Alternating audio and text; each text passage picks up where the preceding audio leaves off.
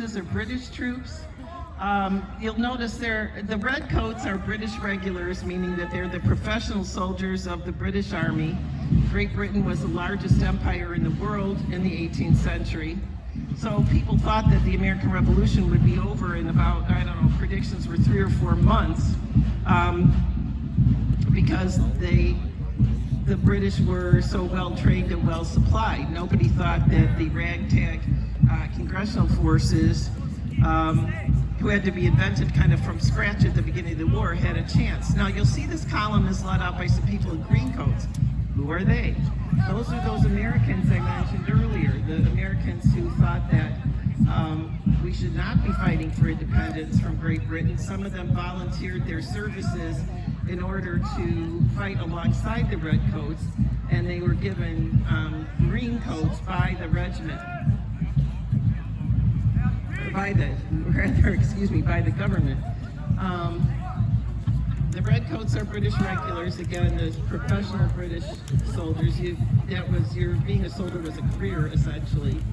Then there are some soldiers in blue coats. Those are from the Brunswick Regiment Prince Friedrich, which is one of the German auxiliary units that fought on the British side. Now we've got this British force marching out on the field, and we've got an opposing force coming in from the back of the field. You see a basically red and white flag back there. I think that is the 4th Massachusetts Regiment, a Continental or Federal Army unit from the state of Massachusetts. And also coming out, Wayne's Light Infantry in the blue coats.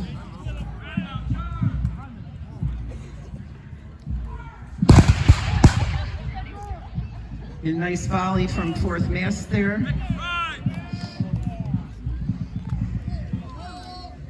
You'll see the men primarily in a straight line, as I mentioned earlier. Again, because you're going to take more casualties by firing as a group all at once, and to stop your opponents than individually firing whenever you feel like it from behind rocks and trees and taking pot shots at the enemy.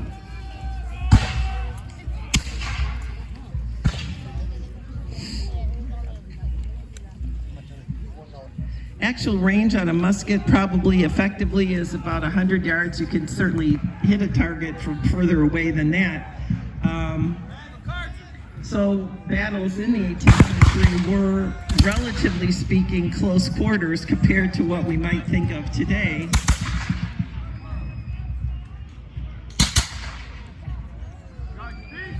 Wow, there's a huge group of congressional forces coming out of the field. They're still coming out. Looks like they way outnumber the British. I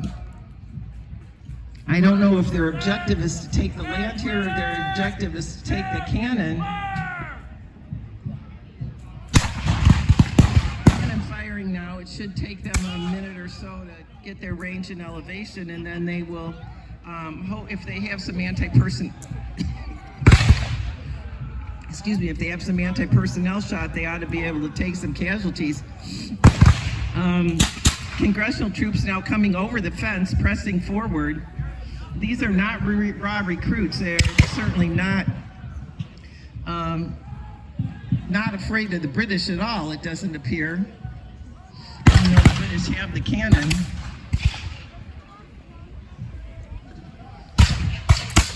You'll see a few women on the battlefield. I think I saw one with the cannon crew earlier. We know that happened upon occasion. Women did, in fact, travel with the armies of the American Revolution.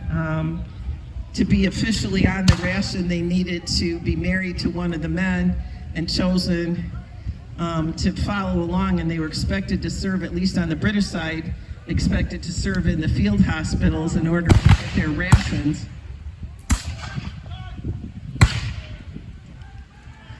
We don't think women came out to battle very often, but we do know there are some occasional instances where they were bringing extra water out onto the field, etc. Generally speaking, they were told to stay either back in camp or with the baggage train under guard and not get involved in the battle. But we know there's a few instances where they did do that, and we also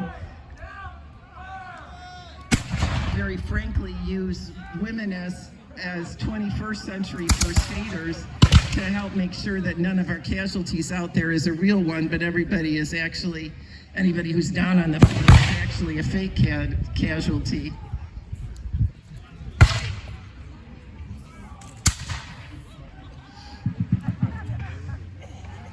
You'll hear a drummer out there. He's actually feeding commands.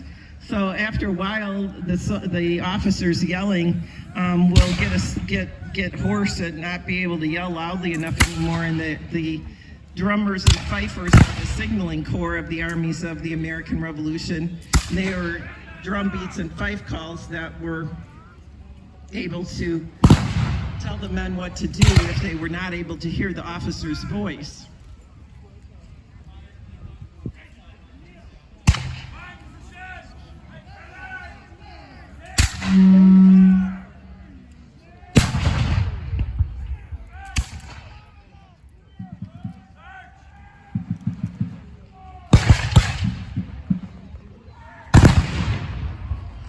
See, the men are firing by division. One division will fire, then it reloads, then the next division will fire. That's a method of keeping the fight going while these muzzle-loading weapons are being reloaded, so that you don't have your entire side with empty weapons all at the same time. That would make you vulnerable to a bayonet attack from the enemy.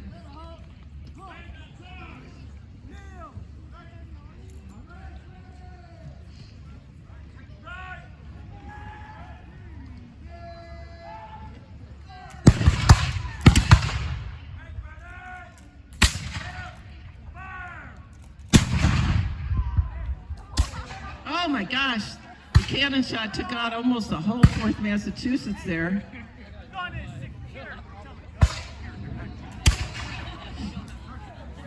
The casualties that you see are probably not dead because there's no exploding cannonballs, or very few used during this period. Most of them were a solid shot, or it looks like here they had some anti-personnel shot, which would be a cluster of smaller cannonballs held together by some mesh bag, and then they would able to spread apart and hit more people going across the field. Most of the people you see here are not actually dead of a battlefield wound directly, but in fact,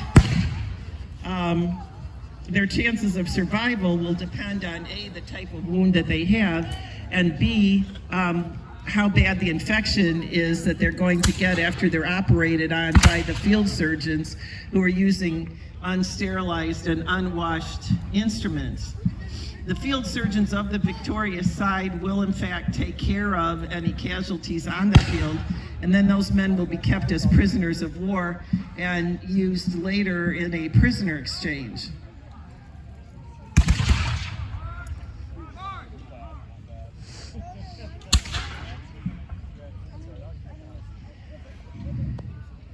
I'm guessing that the congressional forces still outnumber the British by quite a bit.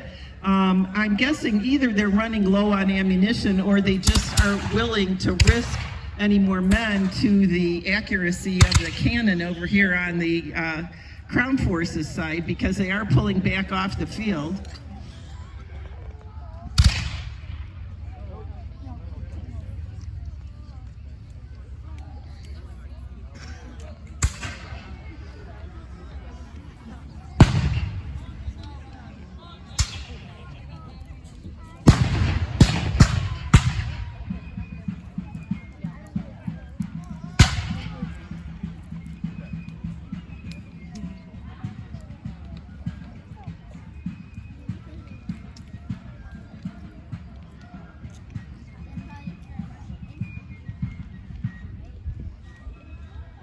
Crown Forces slowly moving forward.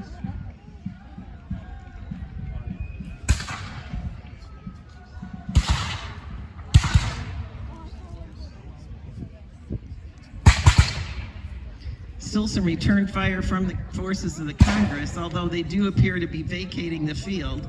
The victor, again, is not the one that's taken the most casualties, but whoever holds the field at the conclusion of the combat.